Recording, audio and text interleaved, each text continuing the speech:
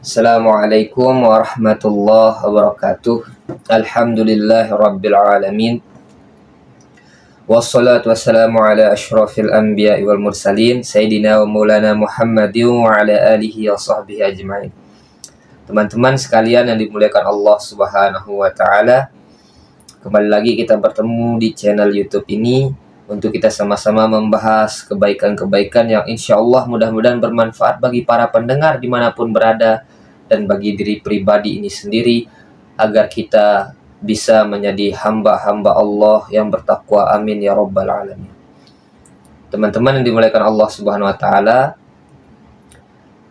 banyak orang yang kemudian karena khawatir ia tidak mendapatkan uang, tidak mendapatkan rezeki, ia menempuh jalan yang tidak diridhoi Allah Subhanahu wa taala. Dia kira dengan cara seperti itu akan membuatnya bertambah rezekinya banyak di luar dari apa yang telah ditetapkan Allah. Salah besar. Karena kita dari sebelum kita diciptakan sudah ditentukan rezeki kita berapa selama kita hidup. Umur kita panjangnya berapa. Maut kita kapan tibanya sudah ditentukan oleh Allah Subhanahu wa taala. Orang mati itu bukan semata karena dia sakit, karena dia kemudian ada penyakit-penyakit yang membuatnya lemah dan kemudian sakit. Orang mati itu karena sudah selesai ditunaikan rezeki yang telah dijanjikan Allah kepadanya. Engkau Sunan dalam hidupmu misalnya memakan beras, diberikan oleh Allah jatah selama hidup memakan nasi, memakan beras itu sebanyak 50 ton misalnya selama hidup. 50 ton, kurang 1 kilo. Saya naik pesawat, jatuh pesawat saya itu demi Allah nggak akan mati saya. Karena Allah nggak mungkin melesetkan janjinya kalau ia sudah menjanjikan kita akan mati kalau sudah memakan 50 ton beras. Tapi kalau kita kemudian diberi, kemudian rezeki kita sampai di sana, maka mati kita. Dan rezeki memang bukan cuma tentang makanan, uang, dan lain sebagainya. Tapi sangat disayangkan, sebenarnya orang kadang sudah tahu itu, tapi selalu merasa kalau mencari dengan cara yang haram, kayaknya nih akan datangnya lebih banyak. Kayaknya nih akan datangnya lebih cepat. Padahal tidak akan meleset dari apa yang telah ditentukan Allah. Kau mau cari dengan cara yang halal atau cara yang haram, kalau Allah sudah memberikan ketetapan rezeki segitu, ya segitu-segitu saja. Ada dulu zaman ketika Sayyidina Ali menitipkan kudanya di seorang pemuda. Ia sholat, Ali sedang mau sholat, dan dia titipkan kudanya untuk dijaga oleh seorang pemuda. Selesai sholat, Ali lihat kudanya ada, tapi pemuda ini hilang beserta pelana kudanya itu hilang juga. Akhirnya Ali pergi ke pasar untuk membeli pelana kuda yang baru. Di tempat pedagang pelana kuda itu, ia lihat pelana kuda yang mirip dengan pelana kudanya. Itu kayaknya pelana kudaku, kata Ali. Ditanya, di mana engkau dapat pelana kuda ini, wahai pedagang? Tadi ada anak muda yang jual kepadaku, katanya. Berapa harga dia jual kepadamu? 1 dirham. Apa kata Ali dalam hatinya? Demi Allah, aku selesai sholat itu bergumam, berniat ingin memberinya 1 dirham. Tapi anak itu yang rezekinya sudah ditetapkan 1 dirham itu lebih memilih buru-buru mendapatkannya, padahal ia bisa mendapatkannya dengan cara yang halal dan 1 dirham. Tapi ia hilangkan halalnya itu, dia ambil jalan yang haram karena dia pikir dengan itu lebih cepat mendapatkan uang. Lalu kemudian ia mendapatkan juga hanya 1 dirham. Jadi nggak akan kepleset tuh, nggak akan meleset apa yang telah ditetapkan Allah Subhanahu wa taala. 1 dirham ya 1 dirham, dengan cara yang halal atau dengan cara yang haram. Apa bedanya lalu? Sayang sekali manusia terlalu buru-buru sehingga mencabut keberkahannya. Yang satu ada pahalanya, yang satu tidak ada pahalanya, bahkan itu adalah dosa. Tapi manusia selalu berpikir kalau dengan cara yang haram pasti datangnya lebih banyak. Sebenarnya tidak. Cara yang haram atau cara yang halal nggak akan berubah, segitu-gitu aja. Dan kita juga harus ingat, kita ini orang beriman. Kalau semata kita hanya mencari sesuatu yang banyak, orang kafir pun begitu. Orang kafir juga begitu. Orang yang tidak beriman pun juga begitu. Dia cari yang banyak. Tapi apakah dengan kita Islam, dengan kita beriman ini, kita ingin sama dengan cara semacam itu? Berlomba-lomba untuk memperbanyak tanpa memperhatikan kualitas daripada keberkahan yang kita dapat itu. Iman itu justru menuntun kita. Kita bukan hanya mencari banyaknya, tapi berkahnya. Banyak orang gajinya tuh 10, 15, 20 juta per bulan, nggak cukup, selalu ngeluh hidupnya. Karena apa? Dia cari dengan cara yang haram, dan cari dengan cara yang tidak diridhoi Allah, sehingga keberkahannya itu nggak kerasa, tetap tuh merasa kurang.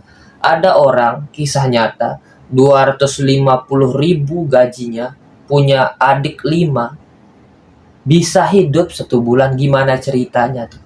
Gimana ceritanya? Itu karena keberkahan yang ia dapat. Setiap kali kerjanya ia jaga karena Allah, karena ia tidak mau keberkahan dalam pekerjaannya itu hilang. Tapi sangat disayangkan, orang selalu melihat contoh, padahal gini ya, orang kaya dari jalan yang halal banyak, dan orang kaya memang dari jalan yang haram juga banyak. Tapi sayangnya manusia kok otaknya nggak dipakai gitu. Kenapa kalau dua-duanya ada contohnya, yang ia contoh yang buruk ini? Aku ikutan jual yang haram ini, biar dapat uang banyak seperti dia. Kenapa tidak contoh orang yang beriman itu? Padahal juga orang beriman yang menjaga perniagaannya, yang menjaga bisnisnya agar tetap dalam koridor halal. Banyak yang sukses. Mengapa tidak contoh yang itu? Mengapa kita lebih mencontoh yang haram ini? Resiko dunia akhiratnya ada. Mengapa? Itulah manusia. Padahal setakut itukah ia tentang rezeki? Apapun yang ada ini, ia akan selalu diberi oleh Allah. Tugasnya berjalan saja. Hasil Allah yang menentukan. Tapi sayang, manusia sekali lagi karena takut hilang imannya pada Allah, ia halalkan tuh segala cara. Dari awal cara masuk kerja pun sudah tidak halal, nyogok dan lain sebagainya. Itu seakan-akan ia mengkhawatirkan sesuatu yang telah dijanjikan Allah kepadanya. Menghina agama itu bukan hanya tentang engkau menginjak Quran, bukan engkau memplesetkan ayat Quran, itu memang menghina. Tapi bukan hanya itu. Engkau mengatakan engkau tidak dapat makan hari besok, engkau khawatir tentang rezekimu besok pagi, itu juga sudah menghina Allah. Karena Allah telah menetapkan rezekimu. Dengan apa engkau menduakan Allah sehingga engkau begitu ragu?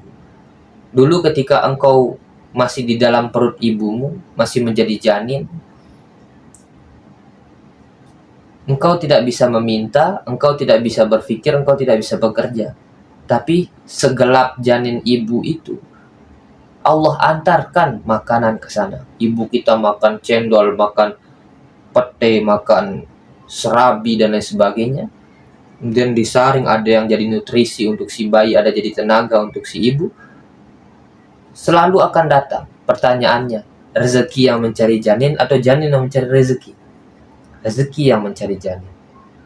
Lalu kita hari ini sudah bisa bekerja, sudah bisa berpikir, sudah sekolah, sudah bisa meminta kepada Allah, segitu khawatirnya dengan rezeki. Berarti kalah dong sama janin. Daripada itu, sebenarnya apa yang kita khawatirkan, apa yang kita takutkan ini sebenarnya tidak ada. Hanya saja sesimpel kita mengubah sudut pandang kita. Jangan pernah berpikir dengan mencarinya dengan cara yang haram, rezeki kita akan bertambah banyak melebihi terhadap apa yang telah Allah tetapkan kepada kita, itu keliru besar. Seperti kisah tadi, maka itu keliru besar. Rezekimu sudah dijamin dalam hidupmu 1 miliar, maka pasti akan ditunaikan oleh Allah. Nah, sekarang pertanyaannya, engkau mau cari dengan cara yang halal ataupun haram? Engkau akan dapat segitu-gitu aja. Dan tidak ada yang menjamin yang haram itu tidak melelahkan. Dan tidak ada yang mengatakan pula yang halal itu sulit mendapatkan. Tidak. Yang haram pun ada dukanya. Kita tapi kadang seringkali lebih menginginkan sesuatu yang haram, yang haram, yang haram. Kalau Allah halalkan kayaknya nggak tertarik tuh. Padahal sekali lagi, yang sukses dengan cara yang halal banyak. Yang haram juga banyak. Tapi mengapa otak kita nggak dipakai? Ku contoh saja yang halal ini. Sudahlah pahala dapat, berkahnya ada, rezekinya sesuai. Mencari yang haram, mencontoh yang haram, resiko dunianya ada, resiko akhiratnya ada. Kemudian apa yang ditetapkan Allah nggak berubah. Maka aslinya kita ini kenapa ya? Seperti itu. Jadi marilah kita sama-sama berpikir untuk kembali lagi kita tata hidup kita. Tidak perlu kita takut sampai kita menyogok-nyogok untuk mencari kerja, menjual yang haram hanya karena kita takut tidak dapat makan. Padahal lambung kita hanya berapa senti ke bawah, berapa senti ke samping. Apa yang harus kita tumpuk-tumpuk sehingga kita menghalalkan yang haram itu?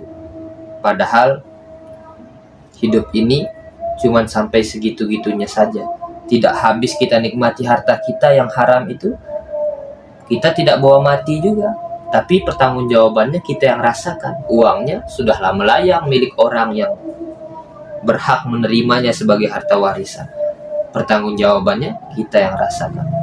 Barangkali ini yang bisa disampaikan. Terima kasih segala perhatian. Mohon maaf atas segala kekurangan.